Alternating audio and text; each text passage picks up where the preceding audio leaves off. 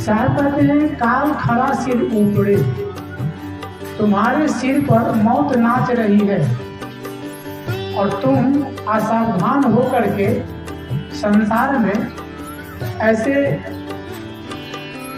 रतन बहुमूल्य अवसर को तुम विषय वासना में पड़ के खो रहे हो, अपने आप को कितना धोखा में डाल रहे हो। आदमी पढ़ता लिखता है, काम धंधा में लगता है, पैसा उपार्जन करता है, शादी विवाह करता है, बाल बच्चे पैदा करता है, फिर उसकी व्यवस्था करता है। यही सब करते करते में मौत आ जाती है। मौत तो कभी भी आ सकती है। माँ के गर्भ से ही मरा हुआ बच्चा पैदा लेता है।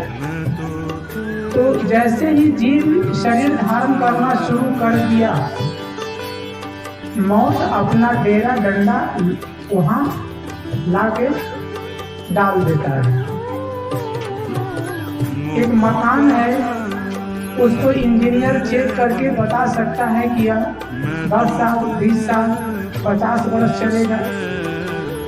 पुल है, मोबाइल है, कोई भी जो सामान मनुष्य बनाता है तो उसको इंजीनियर एक अनुमान लगा देता है कि इतना दिन तक यह इसका लाइफ है। लेकिन दुनिया का पूरा डॉक्टर मिल करके जिस मकान में हम लोग रह रहे हैं, ये शरीर रूपी मकान, पूरी दुनिया का डॉक्टर मिलके बता नहीं सकता है कि यह कितना दिन चलेगा। ऐसे क्षणभंगुर ये शरीर में रह रहा है आत्मा, और इस शरीर से हम क्या करते हैं? जो शरीर साधना के काम के लिए मिला था, उसे हम वासना का काम करने में बिता देते हैं। और अंत में होता क्या है? अंत में अशांति में शरीर छोड़ देना।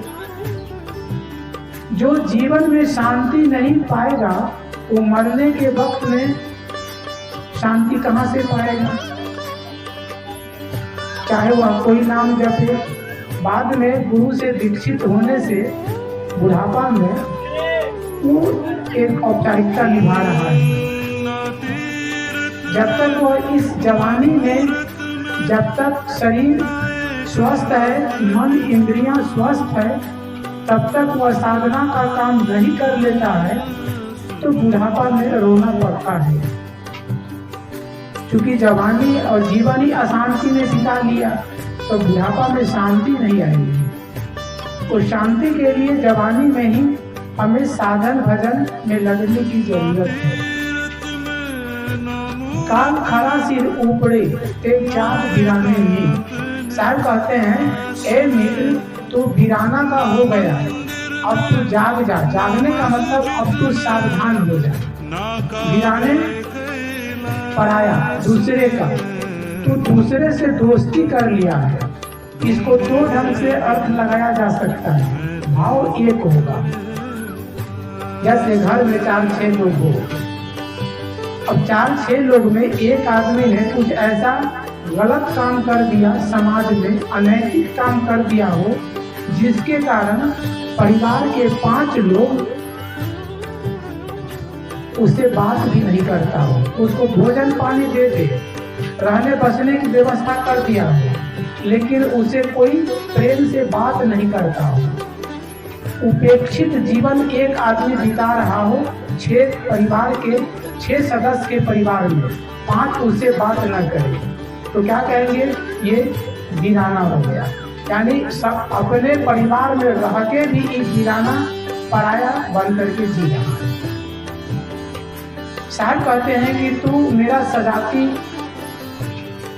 था, लेकिन तू ऐसा जलील काम किया कि अब तू वीराना हो गया है। तुम्हारे साथ मेरा तालमेल नहीं खाएगा। दूसरे ढंग से इसको अर्थ लिया जा सकता है कि मनुष्य मात्र सजाती है, चाहे वह इस धरती के किसी कोने का हो, लेकिन महापुरुष उस पर हमदर्दी जताते हुए कहते हैं कि तू वीराने से दोस्ती कर लिया। प्रकृति क्या है, शरीर क्या है, वीराना है। रहना नहीं देश वीराना है, जो आपने सुना भजन। ये शरीर ही जो अपना लग रहा है, ये अपना है कहाँ। कोई चाहता है कि हमारे सर का बाल पके, दांत हिल जाए, दांत उखड़ जाए, चांद में सिकन आए, बुढ़ापा आए, मौत आए, कोई नहीं चाहता है। लेकिन ये सब हो जाता है। क्यों? क्योंकि प्रकृति का नियम है परिवर्तनशीलता। इसको हम आप रोक नहीं सकते। रोकने का तो बहुत टिटिम्मा करते हैं, बाल को रंगते हैं, काला करते हैं, लेकिन अंदर से फिर नीचे से सफेद निकल के इशारा करता है कि हम वही हैं। पैसा ज्यादा है, सर्जरी करा के आ गया। 1984 में सबसे पहले हमारे देश में इंदिरा गांधी सर्जरी करा के आई थी, सबसे पहले। 84 में तो उसका गोली मार दी गई, लेकिन उसी समय वो सर्जरी करा के आई थी, प्लास्टिक सर्जरी। तो उसमें क्या होता है, एक वैज्ञानिक ढंग से शरीर के चमड़े को कस दिया जाता है तो चिकना दिखता है, लेकिन 2-4-5 साल में फिर वह उसमें झुर्रियां आने लगती है। 2 साल में झुर्रियां आने लगेगी और मौत तो कभी नहीं आ सकती है। श्रीमद् भागवत में एक बहुत अच्छा मंत्र आया है, आत्मय हयात मनोभोक्ता निर्विदेत यदा अखिलात अप्रमद इदम पश्ये ग्रस्तम काला हीना जगत। आत्मय आत्मा ही, आत्मय आत्मनो भोक्ता, भोक्ता नाम रक्षक। आत्मा ही आत्मा का रक्षक है। हम जो कहते हैं हे भगवान हमें रक्षा करना, जो ऊपर वाला की दुहाई देते हैं बस हमारे मन की एक कल्पना है। कोई हमारा ऊपर रक्षा करने वाला नहीं है।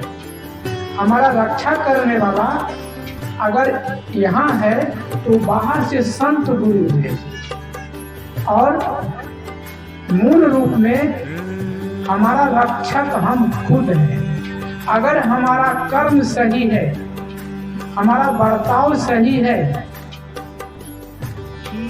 तो हम सुखी रहेंगे, उसमें कोई हमें दुख नहीं दे सकता है। प्रारब्ध वशात हमारे जीवन में कुछ दुख आ सकता है, क्योंकि शरीर अचानक खड़ा नहीं हुआ है। इसमें जन्म जन्मांतर के कर्मों का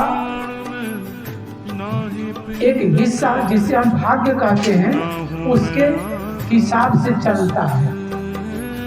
जैसे स्वामी रामकृष्ण परमहंस कितने निर्मल संत थे, फिर भी उनको गले का कैंसर हो गया। तंबाकू नहीं खाते थे, शराब नहीं पीते थे, लेकिन गले में कैंसर हुआ और उसी हालात में उनका शरीर छूटा। महर्षि रमन साउथ इंडिया के इतने अच्छे संत थे, लेकिन उनको केहूनी में कैंसर हुआ और 4 बार डॉक्टर ऑपरेशन भी किया, सफल नहीं हुए, उसी में शरीर छूट गया। तो ये पूर्व जन्म का खोटा कर्म का परिणाम बड़े बड़े महापुरुष को भी आया है। प्रारब्ध भोग बाण से, धनुष से छूटा हुआ बाण या बंदूक से छूटी हुई गोली के समान होता है, उसको कोई रोक नहीं सकता है। तो ये भी समझा जाए, प्रारब्ध भोग यानी शरीर का रोग बंधन नहीं बनाता है। पुनर्जन्म का कारण है मन का रोग, विषय वासना। साहब कहते हैं इसको तुम पूरा समाप्त कर सकते हो। तो आत्मा ही हयात मनोभोक्ता, आत्मा ही आत्मा का रक्षक है। आपका रक्षक आप खुद हैं। मैं अपना रक्षक मैं स्वयं हूँ। यहाँ भागवतकार कहता है आत्मा ही आत्मा का रक्षक है, निर्विद्येत अखिलात। या अपना रक्षक अपने कब बनेगा? जब संपूर्ण यानी अखिल जगत के प्रति निर्वेद वैराग हो जाएगा, अनासक्ति हो जाएगी। जिसके लिए सदगुरु कबीर ने कहा कहीं कबीर तेई उबरे जाहि न मोह समाए। इस संसार सागर से वही डूबने से बच सकता है जिसके मन में मोह का लाशा न प्रवेश करे। मोह ही हमें डुबाता है। जो जितना ज्यादा मोही उतना ज्यादा दुखी। भगवान बुद्ध ने अपने ढंग से कहा है गाथा में, जिसको 100 प्रिय है उसको 100 दुख है, जिसको 50 प्रिय है उसको 50 दुख है, जिसको 5 प्रिय है उसको 5 दुख है, जिसको 2 प्रिय है उसको 2 दुख है, जिसको 1 प्रिय है उसको 1 दुख है, जिसको कोई प्रिय नहीं है उसको कोई दुख नहीं है। यही बात हजारों वर्ष पहले कथाकार कह दिया। आत्मा ही आत्मा का रक्षक है। आत्मनोगोप्ता निर्विदेत एरा अखिलात। जब इस अखिल जगत के प्रति अनासक्ति का भाव आ जाए, इसमें कहीं आसक्त न हो, अप्रमद इदम पश्चेत, अप्रमद प्रमाद रहित, यानी सावधान होकर के देखो। हम सब प्रमाद में पड़े हैं, होश हवास नहीं है। लगता है कि सब हमारे लिए ऐसे बना रहेगा और अचानक काल उठा लेती है। तो यहाँ कथाकार कहते हैं कि सावधान होकर के देखो। अप्रमद इदम पश्चेत, पश्चेत नाम देखना। इस जगत को सावधानी से देखो। क्या दिखाई देगा? ग्रस्तम काला हीना जगत। अहिना, अहिना कहते हैं सांप को। ये संसार को काल रूपी सांप ने ग्रस रखा है। जैसे सांप चूहा को निगलता है तो धीरे धीरे धीरे वह अंदर निगलते चला जाता है। सांप चबाता नहीं है। जितने भी सरीसृप वर्ग के प्राणी हैं, जैसे कछुआ, छिपकली, सर्प, जो रेंगने वाला है वो चबा के नहीं खाता है, वो धीरे धीरे निगलता है। तो वैसे ही हम सब का शरीर मानो काल रूपी सांप क्या कर रहा है? निगल रहा है। यानी धीरे धीरे हमारा शरीर मौत के तरफ सरक रहा है। जिसके लिए साहब ने कहा ना साखी में, कबीर रसरी पाँव में कहाँ सोबे सुख चैन, सांस नगारा पूछ का बाजत है दिन रैन। कि तुम कहाँ चैन की नींद सो रहे हो गफलत में पड़ करके। तुम्हारे पैर में रस्सी बांध करके काल अपनी ओर खींच रहा है। एक एक सांस का स्टॉक जो हमारे पास है वो खत्म हो रहा है। बाजत है दिन रैन, रात दिन सांस रूपी नगारा बज करके यह ऐलान कर रहा है कि तुम मौत के निकट जा रहे हो। इसीलिए सावधान हो जाओ। विषय वासना को छोड़ो, अपने को समझ कर करके अपने में लौटना सीखो। तो यहाँ साहब भी कहते हैं कि इस संसार में तुम्हारा कोई नहीं है और तुम्हारा कुछ भी नहीं है। तुम भी किसी के नहीं हो, ये वास्तविकता है। व्यवहार में अपना मानना पड़ेगा कि आप मेरे हैं, मैं आपका हूँ। तो व्यवहार क्षणिक है। सारा व्यवहार किसके लिए है? परमार्थ के लिए है। परमार्थ क्या है? अखंड शांति की प्राप्ति। और अखंड शांति के लिए ही साहब कहते हैं कि तुम अपनी वास्तविकता को समझो। तुम अविनाशी हो, तुम्हारा मौत नहीं है और शरीर जिंदा नहीं है। शरीर जिंदा नहीं है और आत्मा मरा हुआ नहीं है, और आत्मा मरने वाला नहीं है और शरीर रहने वाला नहीं है। ये दोनों की वास्तविकता को समझने की जरूरत है। तो मैंने थोड़ी सी एक साखी पर विचार रखा। काल खरा सिर ऊपरे, सबके सर पर, यानी प्राणी मात्र के सर पर काल बैठा है, लेकिन प्राणी मात्र में मनुष्य के अलावा किसी को इसका पता नहीं है। मनुष्य को इसका पता हो सकता है। तो काल खरा सिर ऊपरे ते जाग बिराने मीत। ए तू मित्र, तू बिराना का हो गया है। इस से हटो और अपने आप का मित्र बनो, और इसके लिए बाहरी संत सदगुरु को अपना मित्र बनाओ। जाका घर है गैर में, जिसका घर रास्ते में होगा वो चैन से कैसे सो सकता। अभी हाईवे सड़क है, उस पर कोई खाट बिछा करके सोना चाहे, उसको पागल लोग कहेंगे। ये सारा संसार में आना जाना लगा हुआ है। यहाँ अस्थाई मकदमपुर में मकान बनाकर रहने की चीज नहीं है। 100 बरस पहले का कोई नहीं होगा।